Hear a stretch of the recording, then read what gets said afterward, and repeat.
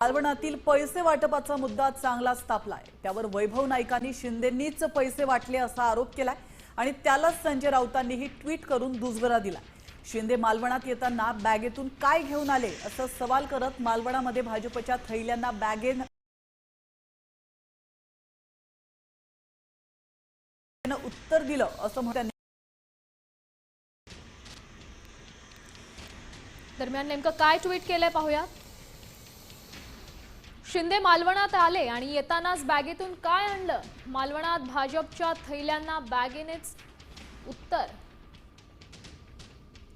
याआधी नाशिकमध्ये ही बॅगा होत्याच। लोकशाहीची ऐशी की तैशी ट्विट संजय राऊतांनी केलंय।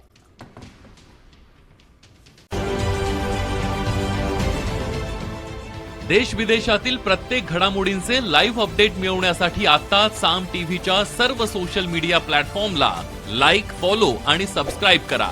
तसंच सर्व नोटिफिकेशनसाठी बेल आयकॉन प्रेस करायला विसरू नका।